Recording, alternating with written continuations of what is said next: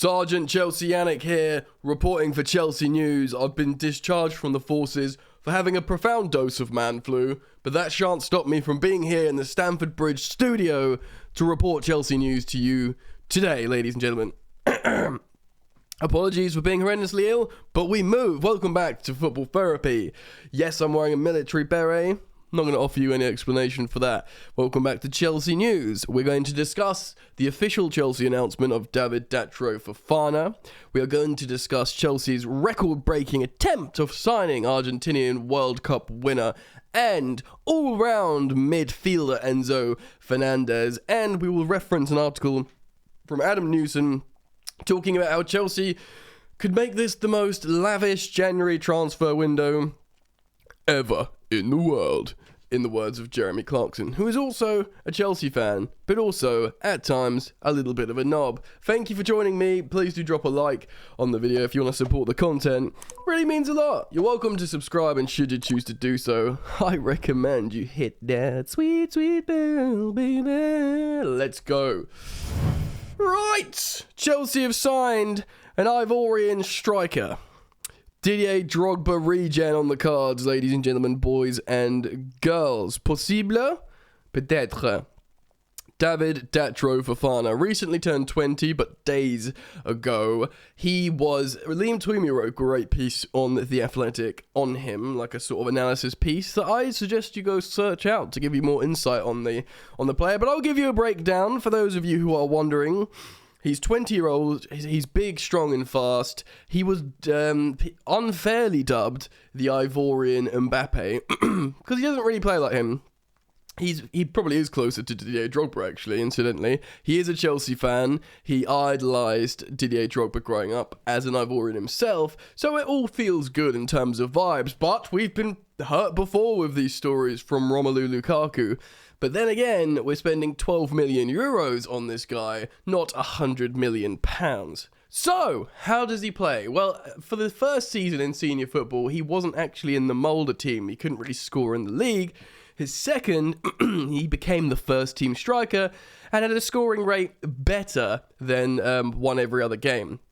So for a teenager, that's very good, of course, for a first team. Of course, the level of football isn't particularly high, and you have to see if that translates well to European, if not English football, because we're not entirely sure what's going to happen with him yet.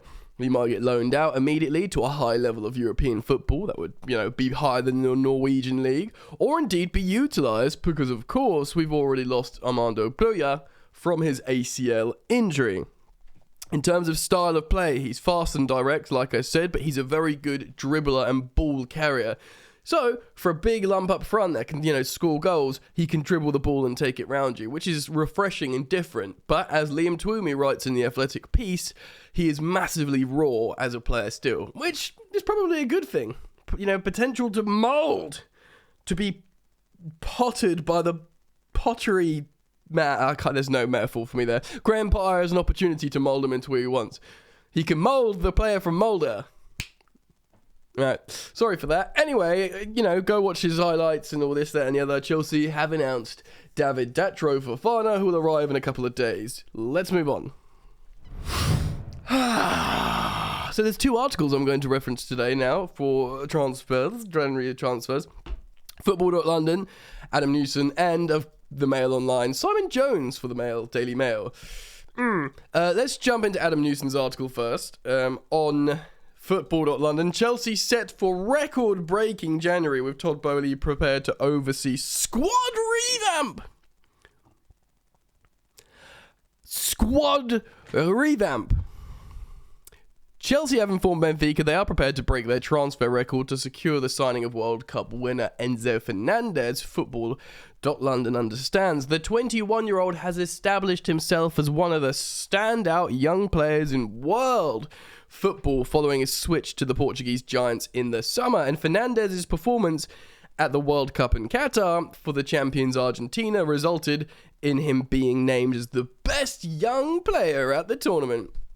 Also, Benfica are absolutely laughing here. They made serious peas off João Felix when they sold him for 120 million to Atletico Madrid in La Liga, Simeone's side, and they will make serious moolah on Enzo Fernandez. They spent 10 million on him 6 months ago. 6 months ago, they spent 10 million on him, and they're looking to sell him for 120 million. Incroyable. Representatives from Chelsea are understood to have this week told counterparts at Benfica they are willing to match the £105 million release clause in the midfielder's contract, a fee that would eclipse the £97.5 million it took to bring Lukaku to Stamford Bridge 14 months ago. However, there is an understandable desire on the part of Chelsea to pay the colossal figure in instalments rather than a one-off sum, something that may prove to be a stumbling block in talks. More than that, well, let's talk about that now. So this might be in the other article we're going to jump over, which talks about Enzo as well, but Fabrizio Romano has also spoken about this, about how Chelsea want to pay, I think it's Romano, over the release clause. So Chelsea are prepared. So you might be thinking, hey, Jan, that's crazy. Why do you have to pay more than something like, release clauses to scare people away? It's the maximum price. You can only buy them if you pay this silly maximum price. To come along and say, we want to pay you more than said silly maximum price, that sounds crazy, right?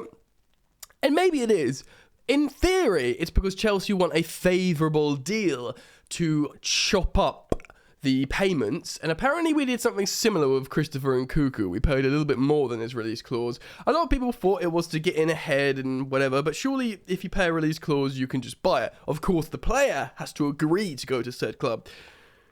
But to pay more is a financing thing. It's like, right, we'll pay you a little bit more, but we're going to pay you over this period, essentially, rather than this period.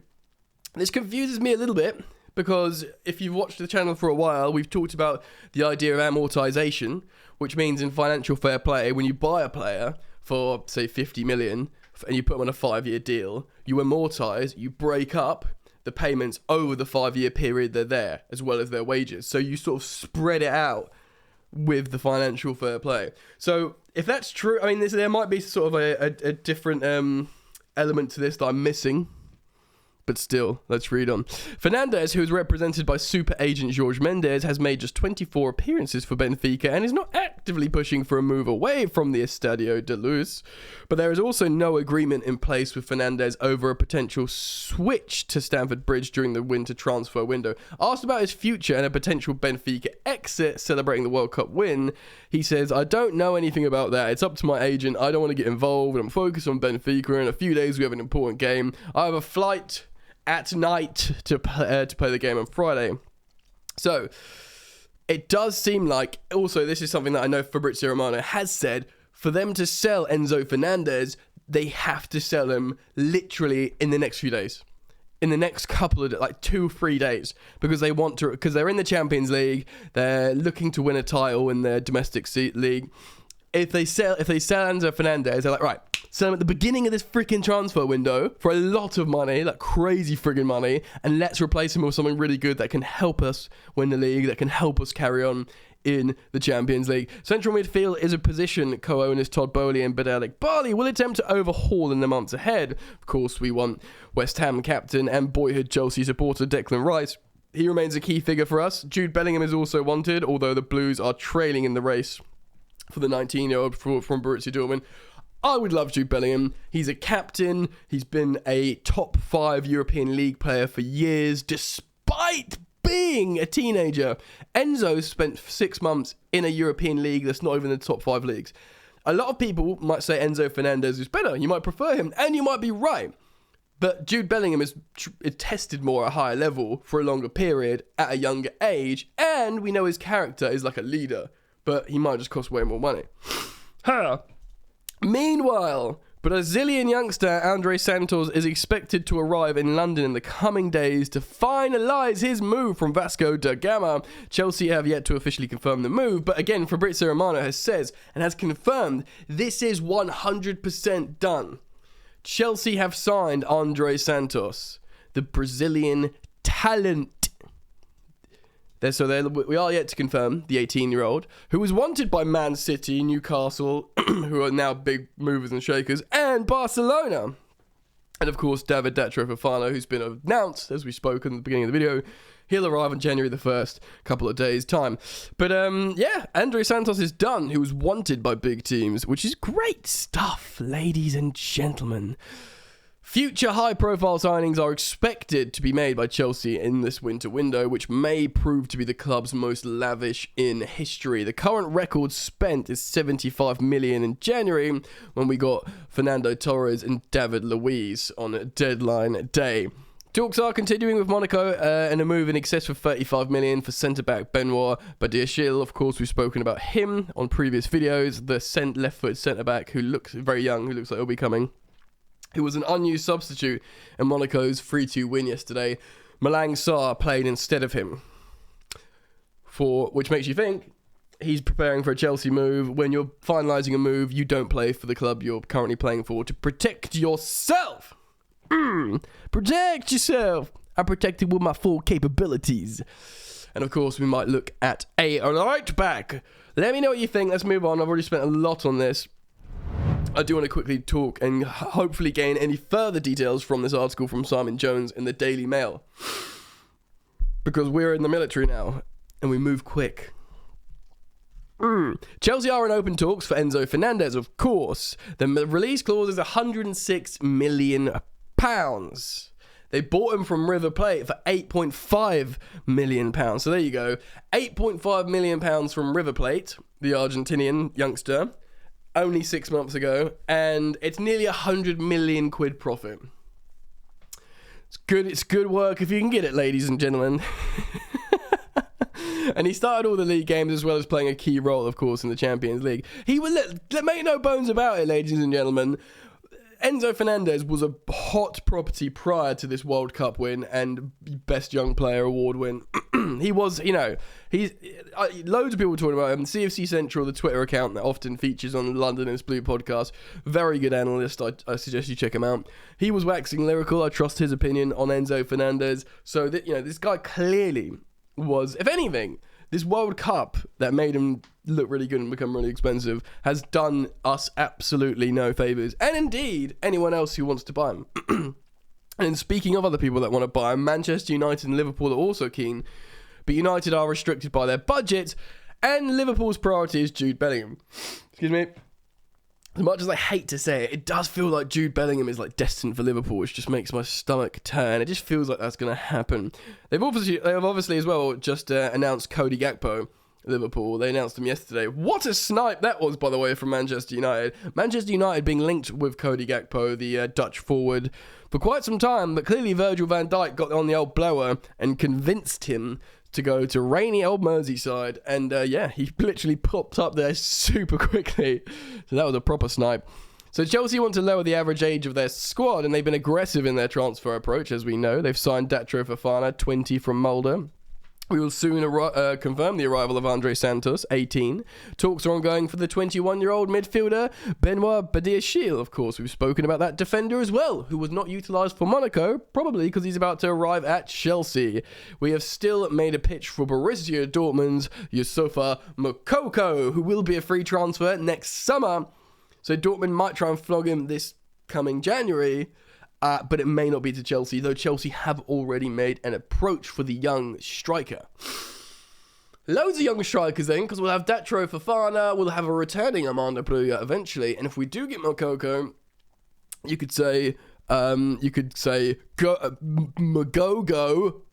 to Aubameyang, and of course Kai Havertz looks like he can do the business, and just generally float around and be positionally versatile. But Chelsea, or cover, is wanted for the right back. And in goal, interestingly, wow, this is popping off, Celtic's Josip Juranovic, we said this yesterday, and his Croatian compatriot, Dominik Livakovic of Dino Zagreb, among his names discussed. Fernandez suits the profile, as Jorginho and Kante are set to leave with their contracts to expire in the summer. So Benfica hoped to keep Fernandez and selling him at the end of the season for a big profit. Now it seems it's up to Chelsea to lure him for the genre transfer. Interesting. Of course, even though Reece James is back in 3 and 4 weeks, if he's we need to look after him. We said yesterday about his fitness coach getting really pissed off about not looking after him better, not integrating him slower. We need cover for him, man. Whether he's fit or he's not fit, it does seem like the Josip Juranovic, if I'm saying that right, the Celtic right back who's 27 years old, that will cost like £8 or £9 million. Surely a no-brainer. You keep your captain Cesar Azpilicueta just around the camp. He gets paid well. He should be happy. His family's settled in Cobham. He gets paid 200k a week still or something, doesn't he, Azpi? He's going to be there for a couple of years. He'll play the odd game at centre-back, right-back. He'll come on at right wing-back every now and again, but he'll play less and less. We need a dynamic covering option, and Juranovic could be that. Very, very interesting on the goalkeeper quickly, because Mendy wasn't even in the squad against Bournemouth, and he's not injured. Kepa Arrizabalaga, newsflash, has the best save percentage in the Premier League. He had the best save percentage in the Premier League before yesterday's Bournemouth game, and that's gone up again when he made a few saves and didn't concede a goal. He has the best save percentage in the Premier League, and he's looking good. Now, are we going to replace Mendy for his number 2? Possibly. Are we going to replace Mendy are we going to replace both of them? Is Kepa's value going right up again and we can flog him for 30-40 million and we just buy a goalkeeper that suits what Graham Potter wants? Maybe, but Kepa's looking great. So shout out Kepa, man. But it does definitely want to watch Edouard Mendy, who was excellent for us in the Champions League winning run. He was inspired, but it does seem like it was a fleeting and fast romance. That suits both parties. He'd leave Chelsea delighted he came, and we'd wave him goodbye delighted he came. The brightest loves burn the brightest fastest. English. Thank you for joining me. Let me know what you think. I look forward to reading your comments down below. Thanks for liking the video, and you're welcome to join the Football Therapy membership by clicking join. I'm tired. I'm ill. I look forward to seeing you on the next one. Stuff's popping off. Take care of yourselves. Peace.